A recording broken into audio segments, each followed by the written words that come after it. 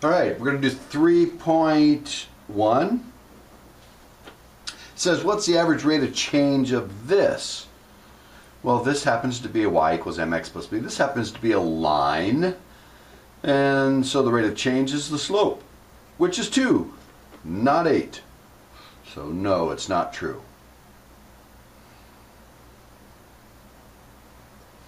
All right, is this linear? Well, it's linear if these are evenly spaces, the x's are evenly spaced, and the change in y is constant, is the same amount. Well, this changes 0, this changes 0, this changes 0, so it is linear. And the change in y is 0 over the change in x is 1, and so it's 0 slope. In fact, if we graph this, it would be negative 2, 8, negative 1, 8. They're all at 8, so it's a horizontal line, y equals 8. 30. It says we have these two equations, and one is f of x equal to 0. So, let's see, solve this for x equal to 0, so that'd be, we want the f of x to be 0. So I'll subtract 5 from both sides. 3x equals negative 5. Divide by 3. That's the solution. X would have to be negative 5/3. So B, when is f of x less than 0? Well, this happens to be a positive sloping line. So the y's would be less than 0, below where it's equal to 0, which is at negative 5/3, and so it would happen for all x's less than negative 5/3. So that, or in interval notation, from negative infinity up to negative 5/3. When's f of x equal g of x? Well, let's find out. When is 3x, when is the y height equal to the y height of the other one? So we'll set the how you get the y height equal to how do you get the y height. And we will add 2x to both sides and subtract 5 from both sides. And divide by 5, and we find out it happens at 2. That's the solution to this. X equal 2 will make the y of f equal to the y of g. So when is f of x above or equal to g? Well, f of x has a positive slope, g has a negative slope, and they meet at x equal 2 something. So the solution, what x's will make f bigger than g? F is going up, g is going down, so from 2 on, and equal, so we can go count the 2, that's when they're equal, and to infinity. Any x from 2 to infinity, if I put it in here like 3 or 4 or 5, any, or even 2, 2 will make them equal. Anything bigger than 2 will make it f bigger than g. Graph and label where it's equal. And so now I got to be a little bit more careful on my graphs. I have to go through a y-intercept of 5 with a slope of 3, up 1, 2, 3 over 1. And then I have to go through plus 15, coming down 2 for 1, so that's going to be way up there. Down 2 and over 1. And so that'll be up there, 1, 2, and that would be up at, see, this was 1, 2, 3, 4, 5, 6, 7, 8, 9, 10, 11, 12, 13, 14, 15, and the other one would start at 15 and go down 2 and down 2. Okay, something wrong here. 5,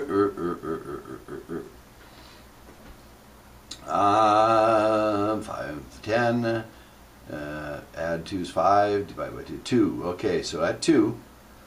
So this one goes through 5 and goes up 3 for 1. So that's 8. 11. Oh, so this would be at 11 at 2. And the other one would start at 15 and go down 2 for 1. So that would be at 113 and then 211. So something like that. And there's the intersection. That's what they wanted you to do. 33. Said these lines cross at 4, 6. So when is F equal to G? Well, the y height of F is equal to the y height of G at -4. That's the solution to when they're equal.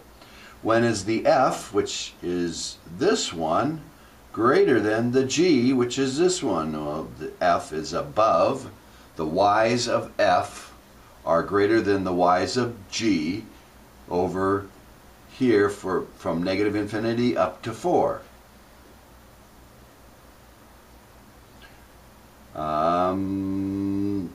Or I could say x has to be -4. X has to be less than -4.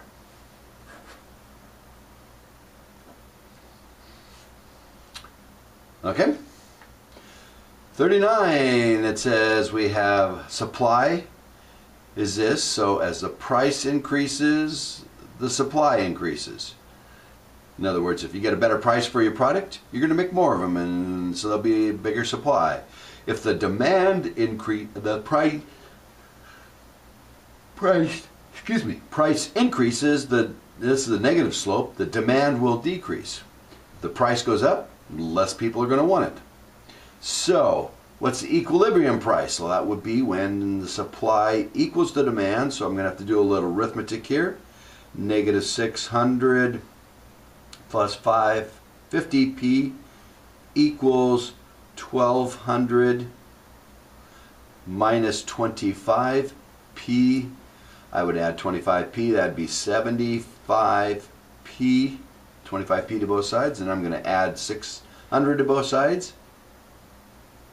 And then I'll divide by 75, and the price for the equilibrium will be, let's see, don't want to make a mistake, I'm late in the day here, so I'm going to take 1800 divided by 75.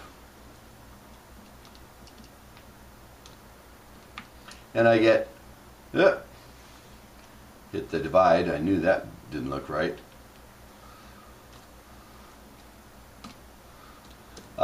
24. Price of $24, or for whatever we're selling here, t-shirts I believe it was. If we sell them for $24, that would be the price where the supply is exactly equal to the demand. So everybody would be happy.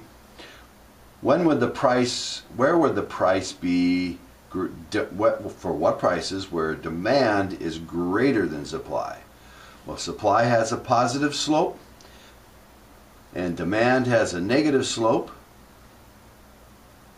So demand greater than supply is over here. If this is at $24 and we don't know what the supply demand quantity is, then the price less than 24 will have a demand greater.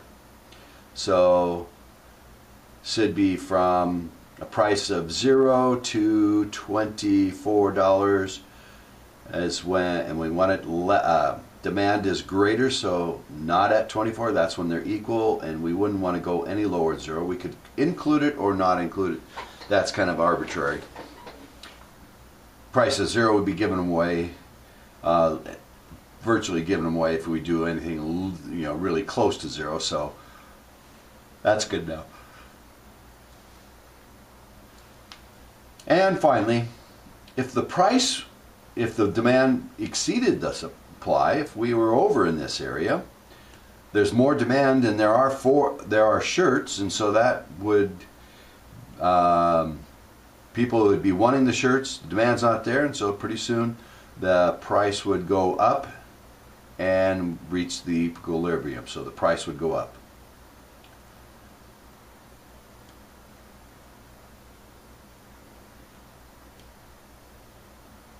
Okay, and now 40.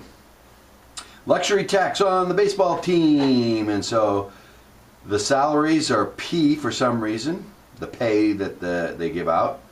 And the league opposed, if you have more than 189 million, then you're going to have to pay 50% of it in a tax of whatever it's above 89 million. So that's why they take 189 million from your total pay and then take 50% of that, and that's how much they'll have to pay in tax. So what's the domain? Well, we wouldn't need to do P for anything less than 189, so it's for any pay that is greater than $189 million for a Major League Baseball team. That's the implied domain. B, and it says what would be the tax for the Yankees that have this much salary? Well, you'd put 203.4 minus 189. 203.4 minus 189. And so they have exceeded the cap by 14.4 million, and they have to pay 50% of that. And so it's 7.2 million.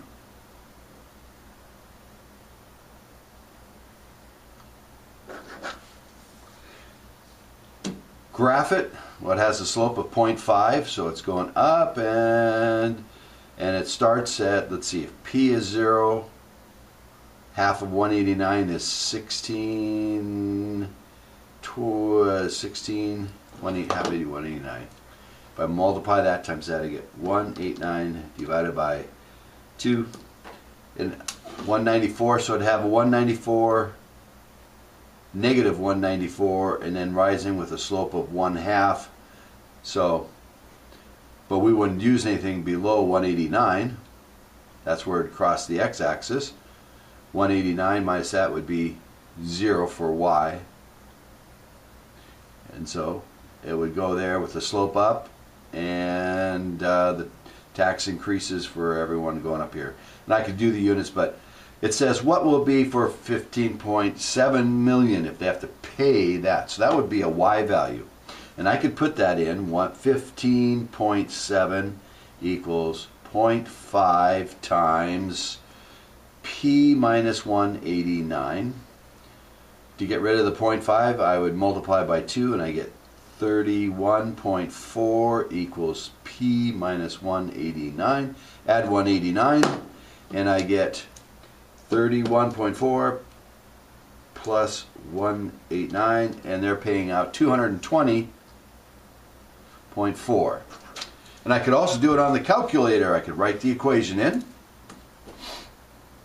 turn the plot off, come down, clear the equation, and put in 0.5 parenthesis, where am I at here? X minus 189, close parenthesis, and the x-intercept's way out there at 189, so I probably want to make my window start at 180 and go out to more, 250 maybe, because we have an implied domain of greater than 189. And so I probably mark these every 50, be reasonable. Y's will start at 0, that's the lowest they'll pay in tax, and they'll go up to quite a bit. We had 15.7 there, so let's make it 30 million in tax.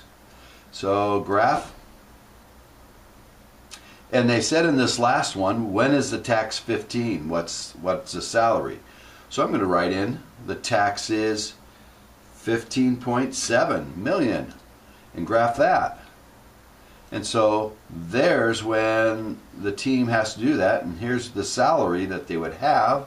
So I can find the intersection, so I can calculate the intersection. That's one of the equations, that's the other equation, and my guess is about there, and it says 220.4 is the $1 million